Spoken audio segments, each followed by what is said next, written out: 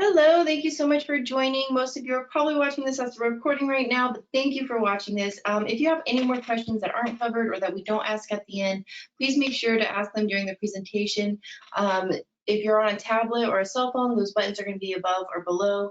It will be a little circle with a question mark in it. If you are on a computer, it will be in the control panel over off to the side. You'll just click the question button, type it in. It'll send us a report so that way we can get all your questions answered.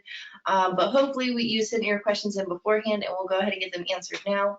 As we get started, if you have any issues with this playback video, please send us a message. We'll get it sorted out. And with that said, I'm going to pass it off to Mickey and I will be in the background. Hi, everybody. My name is Mickey. I am the recruiter for St. John's River State College. It is a, we call it local state college here in Northeast Florida. We predominantly get to visit students in Putnam, St. John's, and Clay County.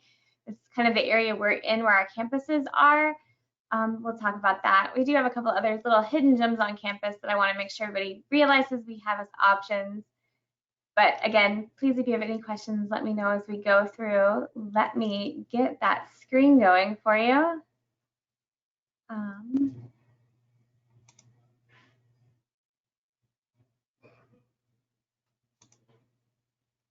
So hopefully you see my PowerPoint. I believe that's what's showing now. And yep. We can see it now. It does say Florida State College or St. John's River State College? Yep. Awesome. Okay. Wanted to make sure. Thank you. So yeah, so again, St. John's River State College, if you're from St. John's County, sometimes they call us the river, that's us. One of our mottos is your life, your course, your future. We are a very big proponent of getting the education you need for what you want to do in your career field, and we want to help you along the way. That's kind of our mission. So a good question to ask for yourself is college right for you? And the answer is yes in some way, shape, or form. And the way you're going to prepare for college is going to be doing that now. Got some little background information. I kind of like to cover lots of things. Things you're going to be thinking about for your college is going to be things like your GPA, taking those testing scores. Are you involved in athletics and clubs and extracurricular activities? Researching. Please make sure what you're looking at is important. Doing things like this is a great idea. And then come visit campus tours. Come see what campus is about. Make sure it's a campus you want to be a part of. And then community service and meeting with your counselor. These are all going to be great ways of preparing for college. And a little bit more about St. John's is we do have those 3 campuses. So I mentioned we service Putnam County, St. John's County, and Clay County. That's because we have campuses on all 3 areas. Palatka is our original one. It's over 60 years old. Then came Orange Park. And then our baby campus is St. Augustine campus. As students that are intending to go to a university after starting with us, that's the majority of our students come to us with the intent of going on to a university. You start with us for 2 years, and then you go and finish your 4-year degree at a state university. As one of those students, you can attend all 3 campuses. You could pick one campus that's closest to you. You could go online and never step foot on campus. Lots of options as far as how to be a student with St. John's. Again, I mentioned that AA degree is going to be the majority of what our students are. That is that first 2 years of any college experience. I've had a high school counselor call it 13th and 14th grade. It's what you have to do to work on your major. State colleges don't have majors. We have programs of interest, but we don't have majors. So if you're looking at going on and doing things like in communications or even looking for things like a doctorate or a master's degree, you're interested in getting that AA and then transferring out. We also have things that are called associates of science degrees. These are, and how I explain it in my head at least, kind of the science of a career. You're coming in with the intent of getting education you need to go out in the workforce with it. Many of those programs are 2 years or less, and you're in the workforce making more money than people that graduate 2 years later with a bachelor's degree, oftentimes. And the cool thing is you're already in the workforce, so in 2 years you should have already gone up in your salary, and they're in demand fields. We do offer bachelor's degrees. So we currently we have a bachelor's of nursing. We have a bachelor's in early childhood education. So if you're interested in being a teacher pre-K to 3rd grade, that is actually something you could learn with us. And then we have a bachelor's in business administration management. We are looking at adding more, but that's currently the 3 we have at the moment. here's those written out. We also have what are called college credit certificates and then vocational certificates. These are where you're coming in to get education you need for a specific task or job. It's even a little more detailed than like the AS degrees. And that's going to be these here. So you're looking at very quickly getting in, getting this education and getting out. That's our law enforcement academy, our corrections academies, medical assisting. Then you have things like our engineering and technology. That's like 2 semesters. And you are in the workforce. I mean, I believe with that certificate, you can start right out of Grumman, St. Augustine, making, you know, way more than minimum wage, which is always a nice bonus for some quick little education timing. We do have the networking and computer sciences still interests, and we have some insurance management courses that you can take as well. Again, big old list there. Okay, big things to think about when you're thinking about St. John's and going to a state college is going to be the fact that we can offer that small individualized attention. Our class size is maxed out at 30. Every campus has one class that'll hold more than 30. The predominant time that classroom gets used is if I have a high school or a junior high coming for a tour. I never even bother to like pause when I'm walking into those doors unless it's testing season. They're very rarely used as classrooms. If they ever are used as classrooms, it's because we ran out of the smaller classrooms, and you're still only really in there with that 30. We start looking at 25 to 27 if we even need to add another whole course, because we don't want to get overwhelmed in those classes. If it's something like it's only going to be a couple, they're not really needing it for graduation, they can wait till next semester, then that's what we do. But when those classes start filling up really, really fast, we add more classes in if we're able to. Not going to walk into a class that's bigger than that 30. And that's even our online classes, whether you're doing the traditional, in my head, traditional online, where here's your dates, here's your study guide, here's how to contact me, and some lectures you can watch on video-wise, go forth and do well. Or you have kind of what we all experienced during COVID, where here's time to sign on to Zoom, you're going to speak with an instructor the whole time. Both of those courses are also going to max out at 30. We do offer academic support centers. All campuses have one. We have a STEM center with our science and math tutors in there. We have a writing coach to help with as simple as a online post to your classroom versus even a paper. I mean, they go from one end of the spectrum to the other. They're happy to help with all of it. We also have the other subjects kind of covered as well, the humanities and things like that. Our math instructors love taking their office hours in our tutoring center. That way you have this math tutor and the instructor in there to help you, because there's no secret, college offices are small. So the tutoring center gives them a little more space to spread out, but you're gonna have that actual connection. It's a drop-in center. There's no questions asked when you come in. You can come in and do your homework, and if you don't have a question, then you can leave. They'll check in on you, but they're not gonna bug you the whole time, but they are there to help. We also offer online tutoring as well. It's built in. Every class has a Canvas portal, like an online course section of it. And right in there, there's a link that will take you right to tutor.com for that program and help cover that information. It's like a 24/7 option to talk with somebody, jump in with your question, and then get your answer real quick. So if it's like 2 o'clock in the morning, you're freaking out over the Pythagorean theorem, hop online to the tutoring center online and get that help.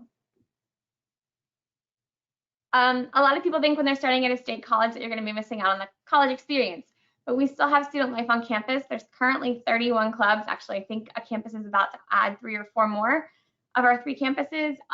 There's a hula hoop club, there's ping pong club, there's psychology clubs. Our dual enrollment groups have clubs. There's a art club. There is our honor societies. There is video gaming club, there's tabletop gaming club. Just about every club you can think of could be possibly going. And then the cool thing is if you want to start your own club, it's not that hard either. We have student engagement activity coordinators, very long title, it's brand new for them, sorry, that are here to help kind of guide that path. And we're happy to help get set up on different club areas and get you funding and get you going so that you can start meeting as a group. But you're not going to miss out on that. As much as you want to put into your college education here, you can still do that too. We do also have athletics if you want to be a collegiate athlete, or if you want to be able to support your college athletes. We do have those teams. We have baseball, softball, and volleyball. We just recently added beach volleyball as well. Volleyball, softball, and baseball all meet in our Palatka campus. Our beach volleyball is actually going to be playing on our St. Augustine campus. So we are spreading it out that way a little bit, but we do have those athletics. If that's something you're interested in, you can actually go on our athletics page for a recruit me button and make sure that our coaches can see your information that way. But we do have those teams. It's great to have people come out and do that. You have that extra camaraderie that you can meet with your classmates and kind of go to a game. A lot of the times we'll have pep rallies going on, and if classes aren't in session, we have students come out. But sometimes if you're not in a class, games are right on campus, you can come right on out, and it's free for students to get in. Here's a picture of the teams. I forgot I added that. Sorry. We do have all 4 sports currently.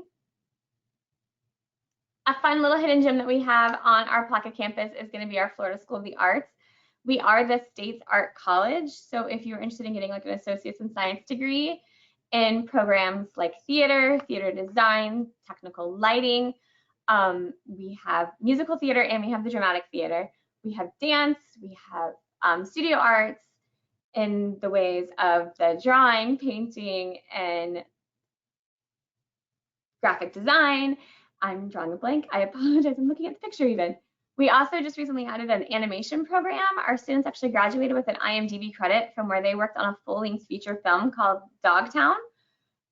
They're working on more things like that as well, but that's a really cool program. The instructor with that one is actually working with the students, not just in the animation portion of it, but the actual life experience, how to market yourself once you graduate with a degree so that you can actually work in that field. That's a really cool way of thinking about that one, because that's definitely a big question mark for many people, is how you work in that kind of a field. And many of our arts programs as well, you'll find a lot of people out there have us in their background, and a lot of the instructors have helped navigate that kind of field for people to kind of make sure that they know where they're going from when they leave here.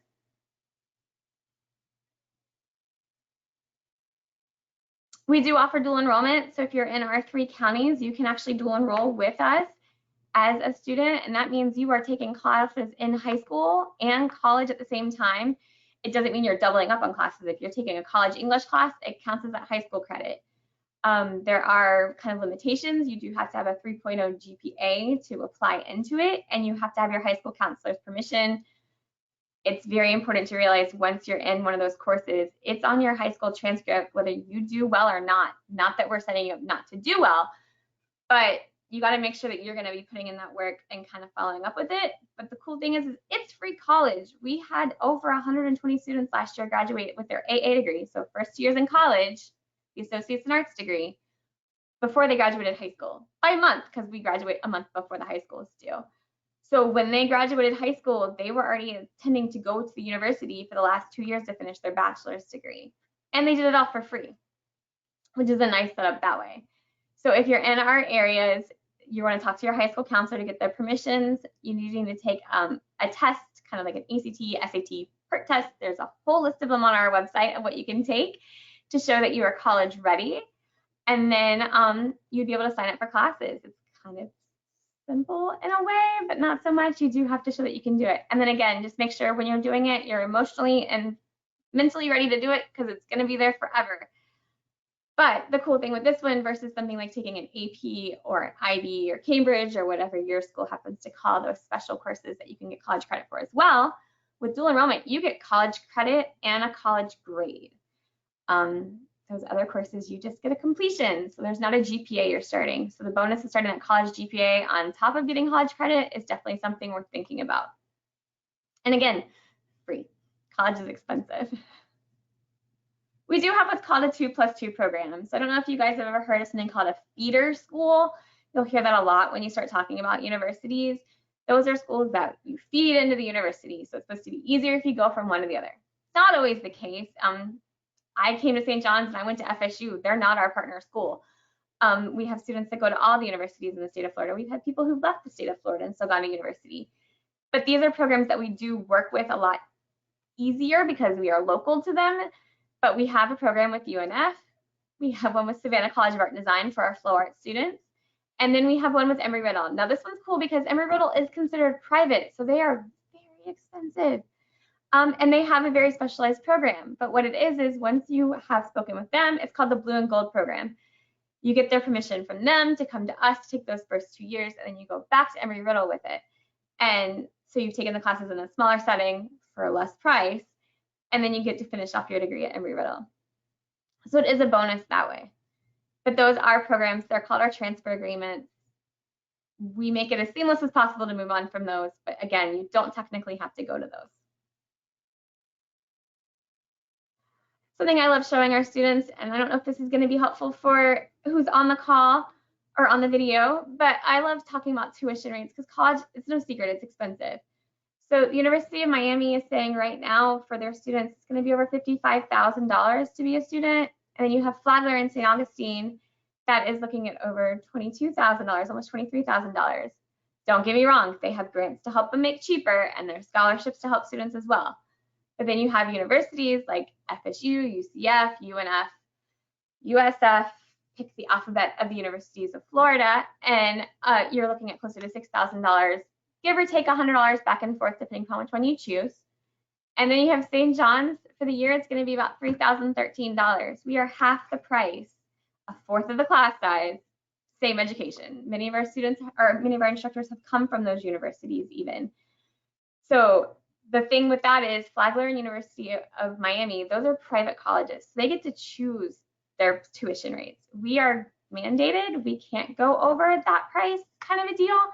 So you're definitely going to get that more affordable education. And again, it's the same education. In the state of Florida, there's an agreement with the public colleges and universities. Comp 1 is Comp 1 is Comp 1. Science is science is science kind of a deal. So as long as it's a class that they have, it transfers over when you're going from public state college to public university, but for half the price. So for St. John's, it is $108 per credit hour. Most classes are 3 credit hours. So you're looking at classes that are really $324 a class. Why I'm saying dual enrollment, if you're in our area, is a good idea. And then for a full-time student, many students only take fall and spring classes to get a degree in the time they say it should take. You do need to take summer classes. You're looking really close to like $2,592 for tuition, but that's not counting books. So when you're looking at tuitions for universities and colleges, it is required for us to have something called a cost of attendance.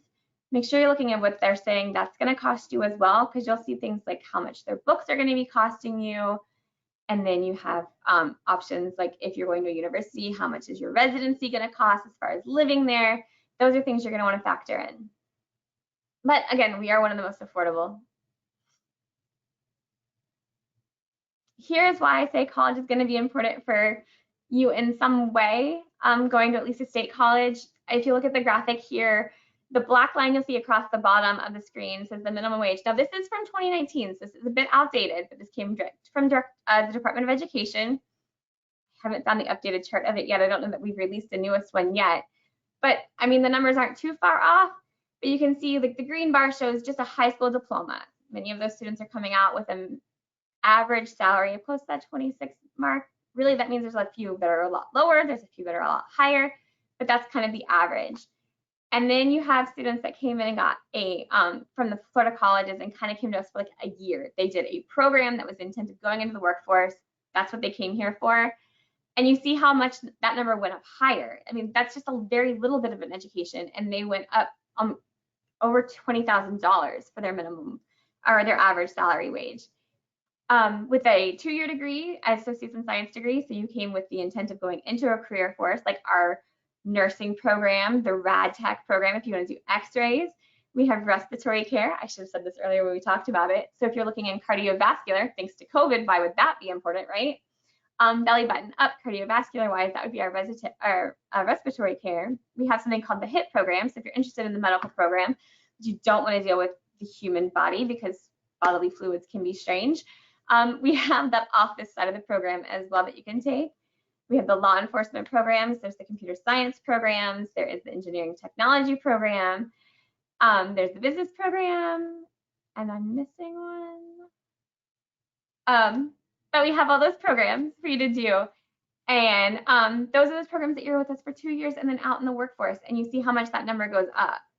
Now, here's where it gets a little confusing. That AA degree, so the first 2 years, the intent to go into university, you see it drops.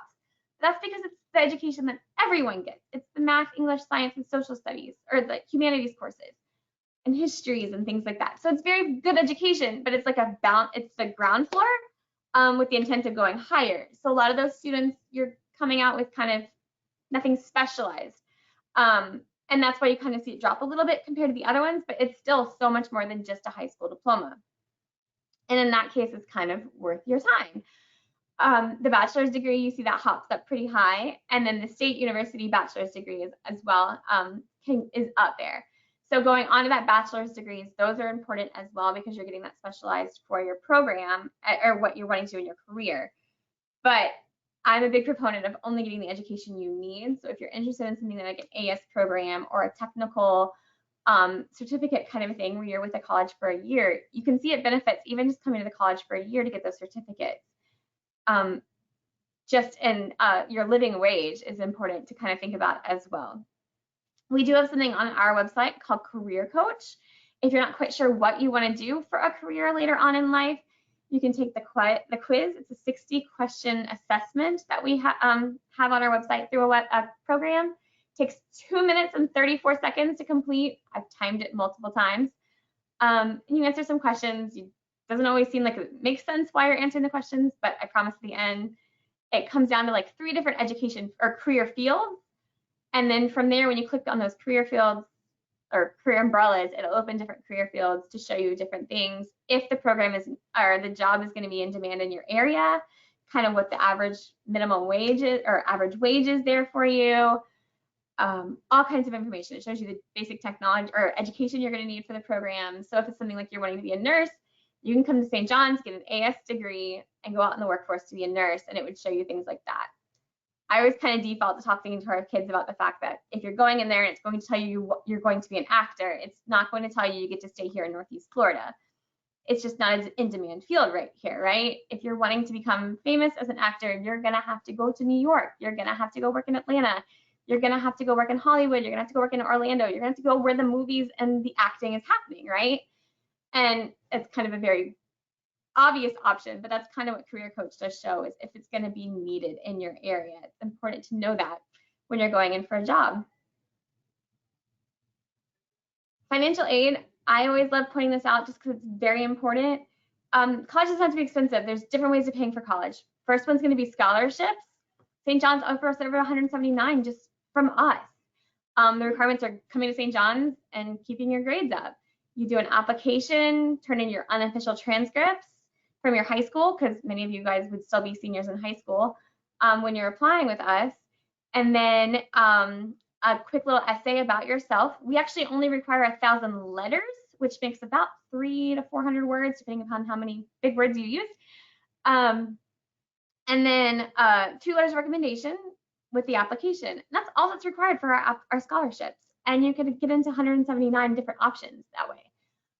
But there's other private schools. You hear about the ones about being left-handed and redheaded and the first ones in your family to go to college. And can you send a text message to Topgolf? Those are legit scholarships. There are websites to go out there for that. Just make sure you never pay to apply to those. But there are those not for merit, but because you did something, like not for education, like grade merit, more like because you put a little work in and you got the extra credit kind of a deal as far as the scholarship goes. When you're doing that essay, for us, we only order 1,000 letters, but write 1,000 words. You're going to find that being the most common request for many of the scholarships when you find them out in the private sector. 1,000-word autobiography about yourself. Tell me 1,000 words why you want to do what you want to do as a career, why you want to go to college. Big thing is going to be grammar. It's going to be important with that essay, okay? But there are definitely scholarships, and there's no limit on the scholarships you can get. Rack up as many as you want. Once the college tuition and books and things like that are paid for, it goes to the college experience and whatever you need to be able to be a college student. Sometimes that's banking it to save for the next semester because maybe the scholarship isn't renewable. Sometimes it's something you need specifically for a class. You can use that as well. There's other options like grant money. We hear a lot about the Pell Grant in the news right now and student loans. Loans are going to be our last option. There's so many other ways to pay for college, but I'll admit I had to use them twice. It's going to take me took me 10 years to pay off the first set. It's going to take me another way longer than I want to think about to pay off the last set for my master's. But there are grant money out there that are not loans. That is where you have to go to class, keep your grades up, be a good human. A few other rules, but those are the big three. And you fill out something called the FAFSA, and you are eligible for these grants. And these is not money you pay back. Scholarships and grants, those are your money to use as long as you go to class and you pass class.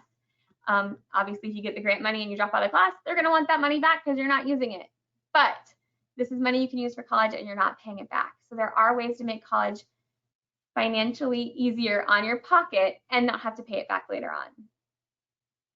The FAFSA does let you order or list 10 colleges. I always say list 9 and then us. That way you could come back as a transient student if you go straight to the university from high school, come back over the summer and take classes with us, take them right back to the university. That is an option. If you're not near me and you're near a different state college, think about that option as well. I mean, list your rich schools, put UCLA, put Harvard, put us down there too. And you can always change it as well. But it's an option to think about, okay? But definitely senior year, it starts October 1st. If you haven't done it yet and you're a senior, I would get on it. Juniors, any underclassmen, definitely that senior year, you're gonna be looking for October 1st and then mark in your head to kind of put that information out there.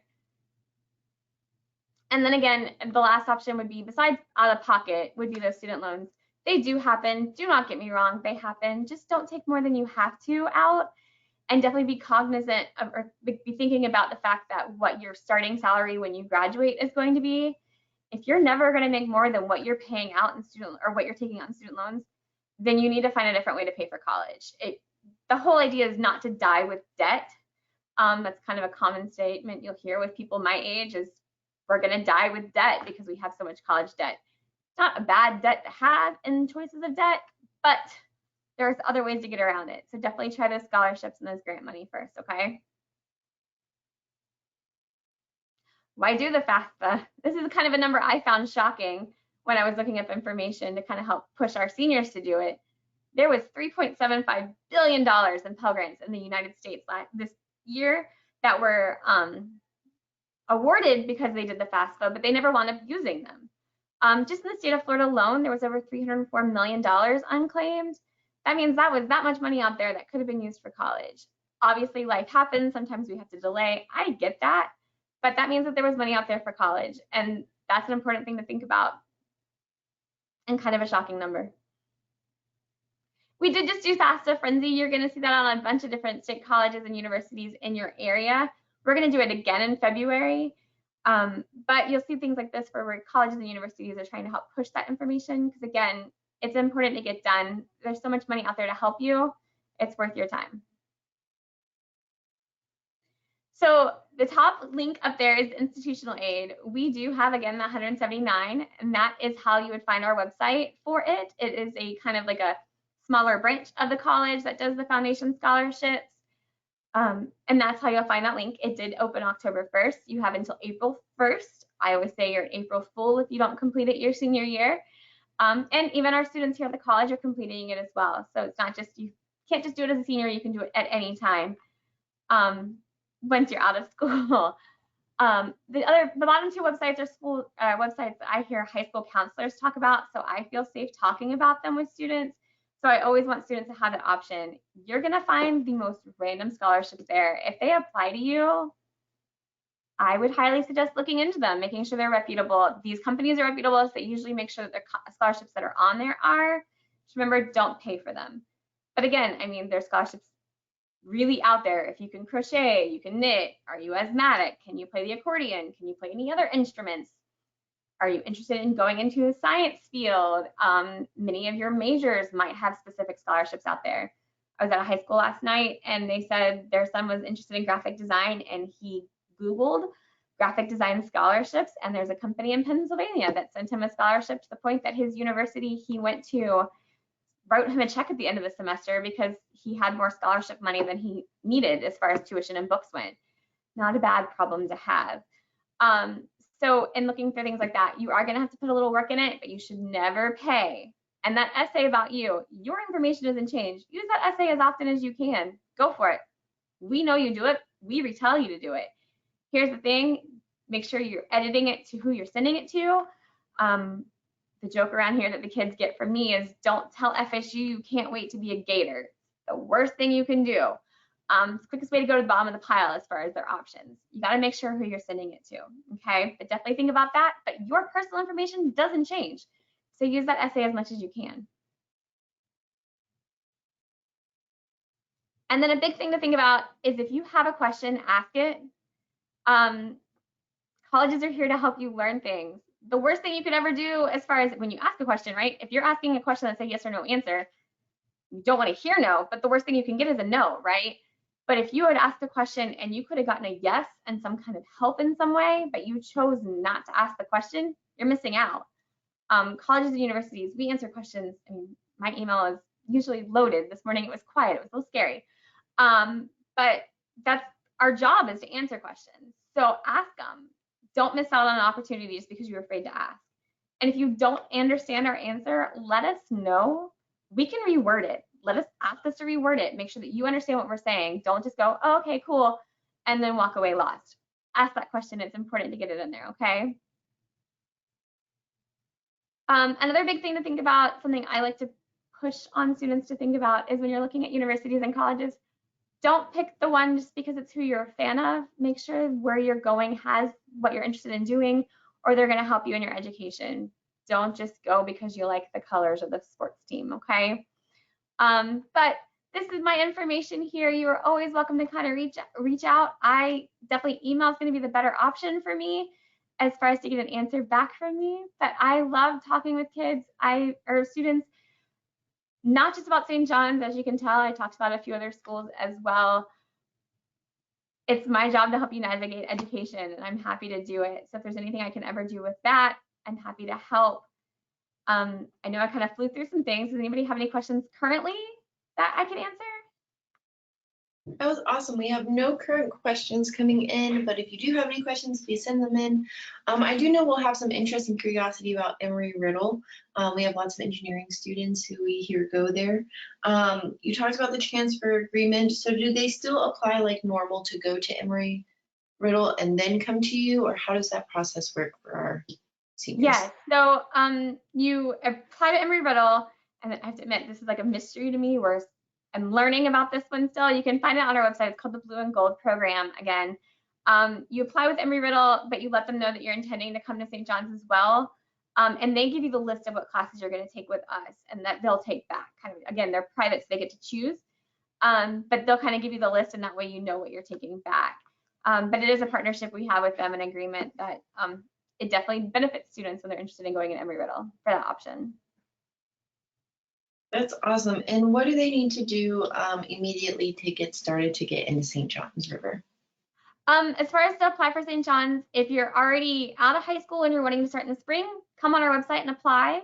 If you're a senior in high school, you're going to wait till closer to spring break to apply to the college. Our application isn't even open for fall yet. It doesn't really open until like February, March time of an area. You apply then you're going to do an orientation. Every student that comes to college that is degree seeking has to do it. It's just a quick little, about an hour of a videos and kind of chatting, conversation, pieces of information, so that you can learn more about the college in depth as a student, what you have resource-wise, things like where our security is, how long it's on campus, that kind of in and out minutia that you need to know as a student. And then you meet with an advisor. They're kind of the equivalent of like your high school counselors or your school counselors you have now. That'll help you navigate as far as what classes to be taking here at the college. Unless you plan to be an underwater basket weaver, you're not taking basket weaving underwater. We don't offer the class anyway, but you're wanting to make sure you're taking the classes you need to become whatever you're wanting to become. And that's where our advisors come in as far as making sure you're taking the right classes, so you're not wasting your time and money. And once you finish that advising portion, when registration's open, you'll be able to register for classes. Sometimes you kind of get a few steps in before and have to wait for the next step, but those going to be the basic ones. Once you graduate from high school, or if you have graduated from high school and you're intending to start here, you have to have your transcripts sent over to us, and that's your high school transcripts. If you did any dual enrollment, or if you've gone to any other colleges, you would have those transcripts sent over as well. It's going to be part of your admissions checklist. And if you're looking to use any financial aid, that has to be completed. So we would have to have those transcripts turned in as far as that to help with that paperwork. And then you start classes in the fall or spring, whenever you decided to start with us. That's awesome. All right, well, I think that's all of our questions. Again, if there are any more questions or something needing to answer, please go ahead and send them in. Also, the information is still below, so you can reach out to Mickey directly. But thank you so much for your expertise today and participating again in our virtual college tour, and I hope everybody has a wonderful day. Bye, thank you. Okay.